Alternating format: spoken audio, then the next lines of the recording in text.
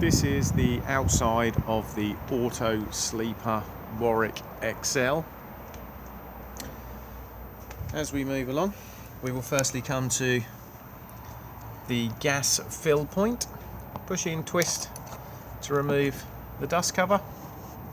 Our UK fillers just slide over the top of this part just here, and then it's just a matter of pulling a lever around and then pulling that lever towards you to lock it onto the side of the van, and then holding a button down on the pump itself to put in the gas. It will automatically click off when the gas tank is full. The continental adapter screws in to this part just here. To view how much gas is actually in the tank, the engine needs to be running, and then you can view it on the gauge just here.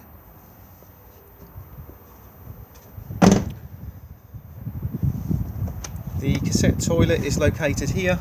To remove, lift up on the blue lever and pull towards you.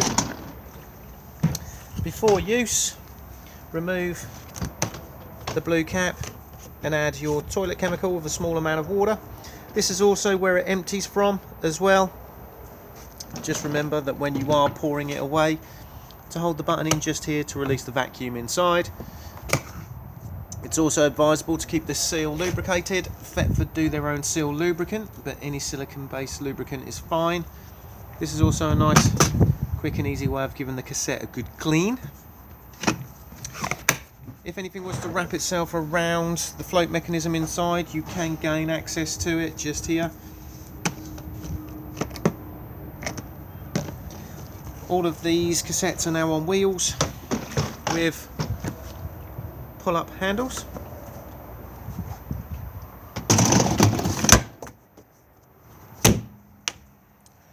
We have the gas tank cut off underneath the van,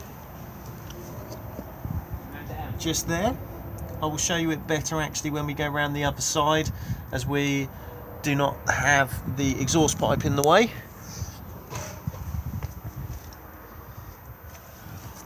Mains hook up just there. Just remember that when removing, to hold down on the blue lever just here.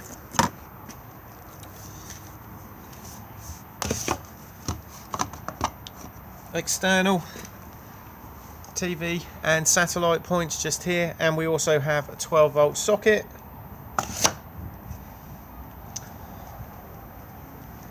Water into the van just here. To use the whale hose, plug in like so and slide down to lock it into position. Then this is just a standard hose lock attachment. Turn the water on, and then make sure you have your control panel on in the van and that you've turned water fill on, and it will commence filling up the fresh water tank.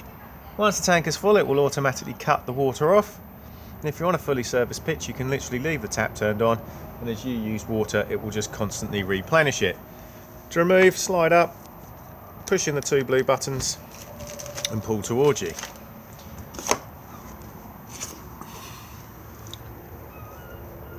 Freshwater drain just here.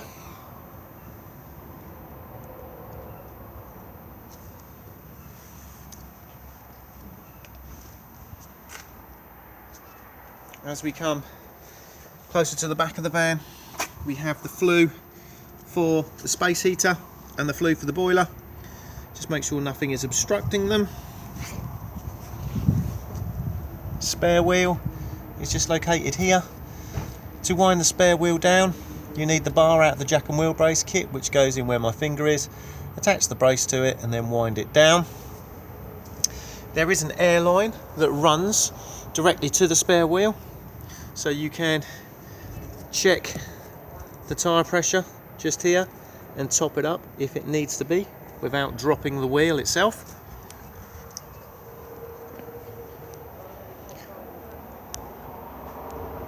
Reverse camera just up here.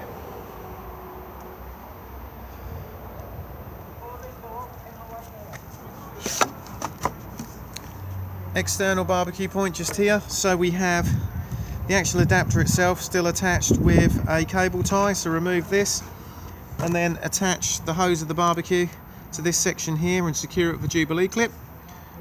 This end here then plugs in where my finger is and will lock into place, and you will then be able to turn the gas on just here. To release, just push the collar up and it will then pop back out again.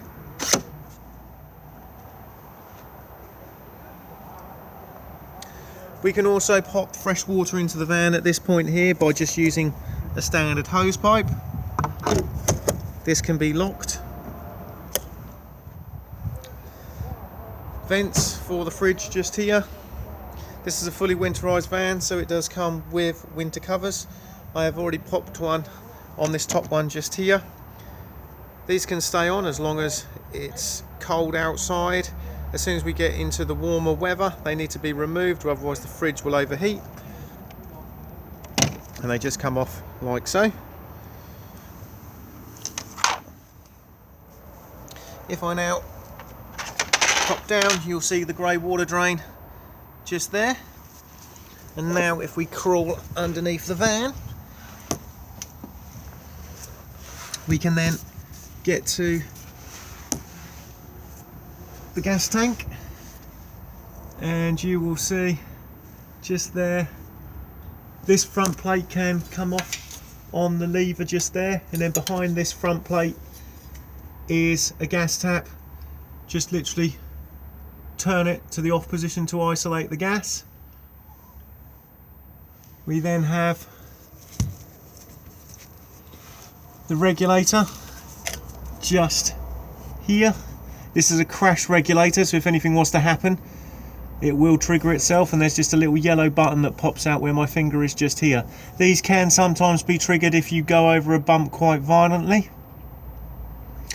There is also an inline filter just here to stop any debris from the gas tank itself clogging up the crash regulator.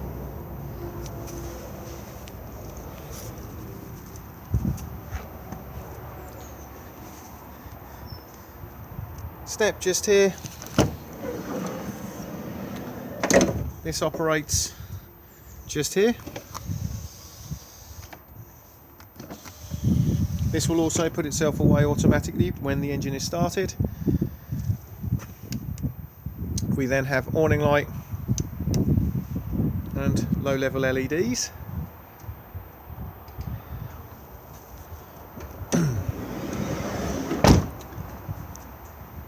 We have the roll-out canopy just here.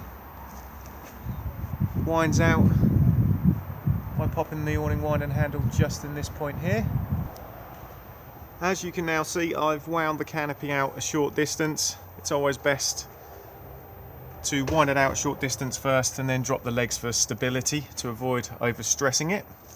The legs themselves are sprung loaded, so just push in and then drop the leg down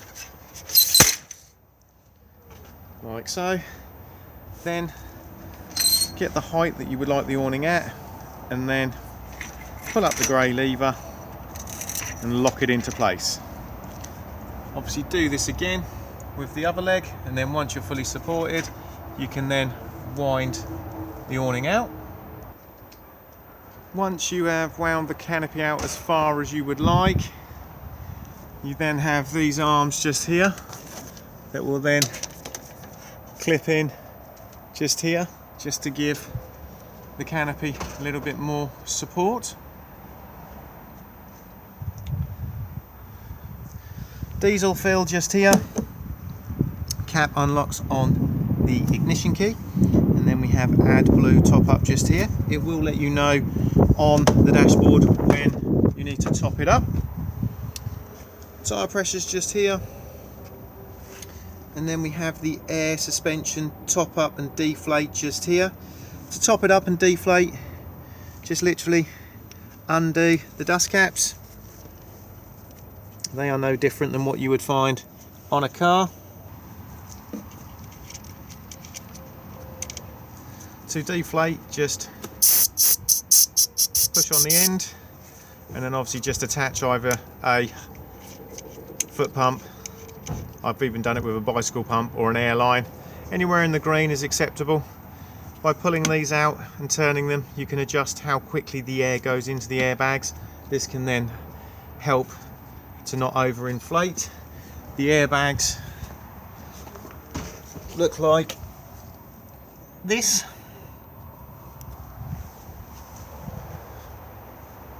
The jack and wheel brace is located underneath the passenger seat, just here, and then the bonnet release is located just here.